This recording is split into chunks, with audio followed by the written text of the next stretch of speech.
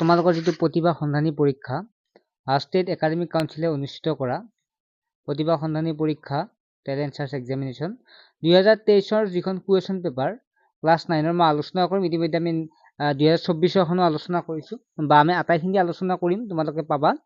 আৰু ইয়াৰ উপৰি তোমালোক জনাব বিচাৰো যে আগৰ কুৱেশ্যন পেপাৰবিলাক চোৱাটো বহুতেই ইম্পৰ্টেণ্ট, কিয়নো আগৰ কুৱেশ্যন পেপাৰবিলাক চালেহে তোমালোকে কেনেকুৱা কুৱেশ্যন আহিব আটাইখিনি তোমালোকে গম পাবা। গতিকে 2-3 বছৰৰ কুৱেশ্যন যদি ধুনীয়াকৈ চোৱা তেতিয়াহ'লে পৰীক্ষাটোৰ আটাইখিনি তোমালোকে ভালদৰে বুজিব পাৰিবা।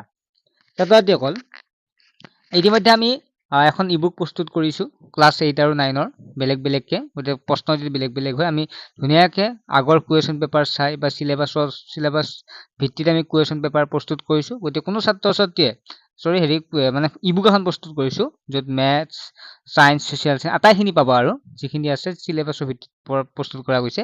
আৰু মাজে মাজে ক্লাছবিলাকো পাবা, ভিডিঅ'বিলাকো পাবা। কিন্তু ইবুকখন তোমালোকে লোৱাটো বহুতেই ইম্পৰ্টেণ্ট, কিয়নো য'ত তোমালোকৰ কুৱেশ্যন পেপাৰবিলাক আছে আগৰ আৰু ইয়াৰ উপৰি সম্পূৰ্ণ চিলেবাছ ভিত্তিত আছে। গতিকে তোমালোকে পঢ়িব পাৰিবা। এতিয়াৰ পৰা ভালদৰে চালে তোমালোকে পৰীক্ষাটো ধুনীয়া কৰিব পাৰিবা। ইতিমধ্যে বহু ছাত্ৰ-ছাত্ৰীয়ে আমাৰ পৰা ক্ৰয় কৰিছে, যিহেতু মাত্ৰ 49 টকা পে'মেণ্ট কৰিলে PDF হিচাপে হোৱাটছএপতে পাই যায়, লগে লগে পাই যায়। গতিকে যিসকল ছাত্ৰ-ছাত্ৰীয়ে ল'ব বিচাৰে তেতিয়াহ'লে হোৱাটছএপ যিটো নাম্বাৰ দেখা পাইছা 9394628219 এই নাম্বাৰটোত তোমালোকে SMS কৰিলে হ'ল যে টেলেণ্ট সাৰ্চ এক্সামৰ ক্লাছ 9 ইবুকখন লাগে। তেতিয়া আমি আটাইখিনি দিম আৰু স্কেনাৰ এখন পঠাই দিম। তাতে 49 টকা এটা তোমাৰ মোবাইলৰ পৰা হওক বেলেগৰ মোবাইলৰ পৰা হওক দিয়াৰ লগে লগে তোমালোকে PDFটো পাই যাবা। এতিয়া আমি প্ৰশ্নখিনিলৈকে আহিছোঁ। আৰু ক্লাছ 9 অনলাইন টিউশ্যন হৈ আছে, কোনো ছাত্ৰতে জইন হ'লে হ'ব পাৰিবা। এতিয়া তোমালোকে যদি জইন হোৱা তেতিয়া বছৰেকীয়া পৰীক্ষালৈকে যিটো মাৰ্চৰ লাষ্টত হ'ব তেতিয়ালৈকে মাত্ৰ 100 টকা পে'মেণ্ট কৰিলে হ'ল। বহু ছাত্ৰতে জইন হৈছে পে'মেণ্টটো কমাই দিয়াৰ কাৰণে। গতিকে মেথছ, সায়েন্স, ছ'চিয়েল সায়েন্স আৰু ইংলিছ গ্ৰামাৰ আটাইখিনি পঢ়োৱা হয়। আৰু তোমালোকে জানে ক্লাছ 9ত ভাল এটা ৰিজাল্ট কৰিব পাৰিলেহে তোমালোকে মেট্ৰিকত এটা ভাল ৰিজাল্ট কৰিবলৈ পাৰিবা, কাৰণ ক্লাছ 9ৰ বহুত কনচেপ্ট তোমালোকৰ মেট্ৰিকত লাগে। সেইকাৰণে কোনোবাই জইন হ'ব বিচাৰে হ'ব পাৰে, বহু ছাত্ৰতে লৈ আছে ইতিমধ্যে। আৰু সেইকাৰণে পে'মেণ্টটো কমাই দিয়া গৈছে মাত্ৰ 100 টকাত বছৰেকীয়া পৰীক্ষালৈকে। এতিয়া বাৰু যিয়েই নহওক আমি প্ৰশ্নখিনিলৈকে আগবাঢ়িছোঁ। প্ৰথম প্ৰশ্নটো আছে with this you have lost the chance that you had. ইয়াৰে কোনটো হ'ব answer? A little, the little, little, a few. গতিকে ইয়াৰ এনচাৰ যদি চাওঁ তেতিয়াহ'লে ইয়াৰ শুদ্ধ উত্তৰ হ'ব চি, দ্য লিটল। ঠিক আছে, গতিকে এনচাৰ হ'ব 1 নম্বৰৰ চিটো হ'ব শুদ্ধ উত্তৰ। নাম্বাৰ 2 আছে that was a full situation to be in. Option a an আছে, ডি আছে, এ আছে, মাছ আছে। গতিকে কোনটো হ'ব? গতিকে ইয়াৰে এনচাৰটো হ'ব এটো এন হ'ব। নেক্সট আছে 3 নম্বৰ anger is compared dash fire. গতিকে ইয়াত এনচাৰ কোনটো হ'ব?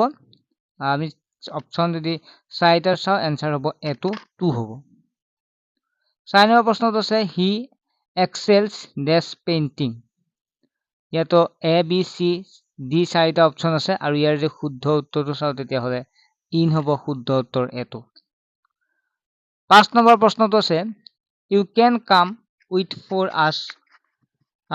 With us for the picnic if your father permits you. Begin the sentence with unless.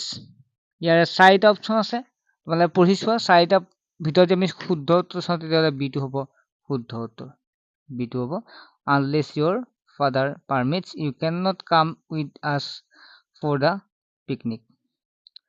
Number 6টো আছে no' other metal is an useful as iron.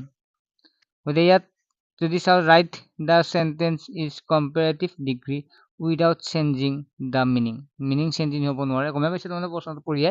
গতিকে 6 নম্বৰৰ যদি প্ৰশ্নটো চাওঁ তেতিয়াহ'লে ইয়াৰ শুদ্ধ উত্তৰ হ'ব ডিটো আইৰণ ইজ মোৰ useful than any other metal. 7 number প্ৰশ্নটো চোৱা the meaning of the underline part in the given sentence is we should do away with the present examination system. গতিকে 7 নম্বৰ যদি আমি এনচাৰ চাওঁ তেতিয়াহ'লে ইয়াৰ শুদ্ধ উত্তৰ হ'ব বিটো। 8 number he came in a dash dress. ইয়াৰ যে আমি 8 নম্বৰ শুদ্ধ উত্তৰ 4টাৰ ভিতৰত শুদ্ধ উত্তৰ যদি চাওঁ তেতিয়াহ'লে ডিচেণ্ট অৰ্থাৎ বিটো হ'ব শুদ্ধ উত্তৰ। 9 number he was tired he restate for a while the simple sentence from is yet simple sentence কোনটো হ'ব 9 নম্বৰ যে চাও তেতিয়ালে আনসাৰটো হ'ব being tired he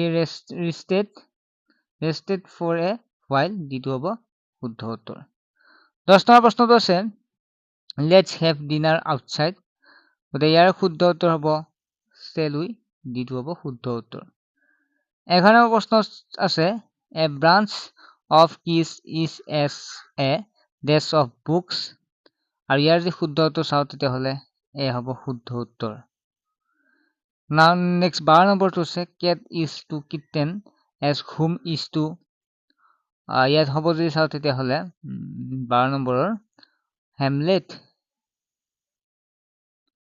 এটো হ'ব হেমলেটে হ'ব গতে 12 নম্বৰ এটো হ'ব শুদ্ধ বাকি এটা নহয় 13 নম্বৰ আইডেন্টিফাই দা কাৰেক্ট সেন্টেন্স ইয়াত কাৰেক্ট সেন্টেন্স কোনটো হ'ব খুজিছে আৰু চাৰিটা অপচনৰ ইয়াৰ যে চাও তেতিয়া হলে সিটো হ'ব শুদ্ধ উত্তৰ each of them came in his turn গতে 13 নম্বৰৰ সিটো হ'ব 14 নম্বৰ প্ৰশ্নটো আছে আইডেন্টিফাই দা কাৰেক্ট সেন্টেন্স 14 নম্বৰ যেটো আছে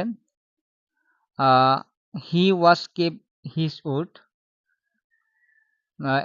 এটো হ'ব শুদ্ধ উত্তৰ 15 নম্বৰ প্ৰশ্নটো আহিল select the correct indirect from the narration of the given sentence he said to me please visit my place tomorrow গতে কি কৰিব দিছে narration indirect কৰিব দিছে select the correct indirect from কোনটো indirect হ'ব গতে চাও যে 15 নম্বৰৰ সি টো হ'ব শুদ্ধ উত্তৰ he requested me to visit his place the next day এবিলাক আমি টেক্সটৰ ক্লাস বিলাকত পঢ়াই আছো গ্ৰামাৰ যেটো পঢ়াও গতিকে কোনো ছাত্ৰ যদি গ্ৰামাৰ টান পায় তেতিয়া আমাৰ জয়েন হ'ব পাৰিব টেক্সটৰ ক্লাস আছে 100 টকাটো বহুত ডাঙৰ নহয় কথা নহয় গতে বছৰিকা পৰীক্ষালৈকে পঢ়ি থাকিব পাৰিব টেক্সটৰ 16 নম্বৰ প্ৰশ্নটো আছে যেটো আছে select the correct direct from narration of the given sentence he asked the girl what she had done the previous evening গতে ইয়াৰে আনসাৰ যে চাও তেতিয়া হলে 16 নম্বৰ শুদ্ধ উত্তৰটো হ'ব B2 he said to the girl what did you do last evening next হ'ল 17 নম্বৰ প্ৰশ্নটো 17 number the roots dash 3 years ago গতে ইয়াৰে আনসাৰটো হ'ব were repaired গতে C2 হ'ব শুদ্ধ উত্তৰ 18 number can I have some milk before I dash to be bed ইয়াৰ 18 নম্বৰ আনসাৰটো হ'ব D2 I go to bed water dash on heating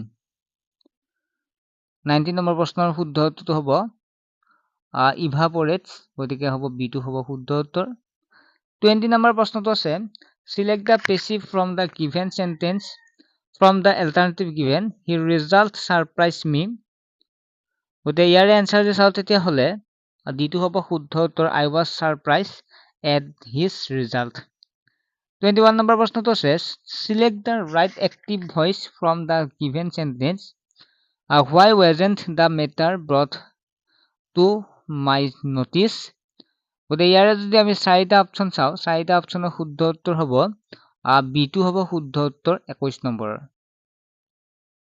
why didn't you bring the matter to my notice 22 number প্ৰশ্নটো আছিল choose the right idioms let there be no dash among different communities গতে ইয়াৰে 22 number যে শুদ্ধ উত্তৰটো চাও তেতিয়া হলে bad blood হ'ব এটো হ'ব শুদ্ধ উত্তৰ ছাত্ৰসকল আমি নেক্সট 23 নম্বৰৰ পৰা এটা ক্লাছত কৰি দিম তোমালোকে চেনেলটো সাবস্ক্ৰাইব কৰি ৰাখিবা আৰু ইবুকখন ললে বেছি ভাল হ'ব কাৰণ তোমালোকে আটাইখিনি পাই যাবা কাৰণ তোমালোকে ভিডিঅত যিমানখিনি পোৱা তাতকৈ ইবুকখনত বেছি ভালদৰে বেছিকে পঢ়িব পাৰিবা তেতিয়া নোটছ কৰি থাকাৰ প্ৰয়োজন নাই যেটো সময় ইমান নাই গতিকে নোটছ কৰি লিখি তেনেকুৱাকে বহুত টাইম নেপাবা গতিকে তোমালোকে আগৰ কুৱেশ্যন পেপাৰ বিলাকো পাবা যেটো সকলোখিনি পাই যাবা তোমালোকে ইবুকখন লৈ লোৱা মাত্ৰ 49 টকা 49 ঠিক আছে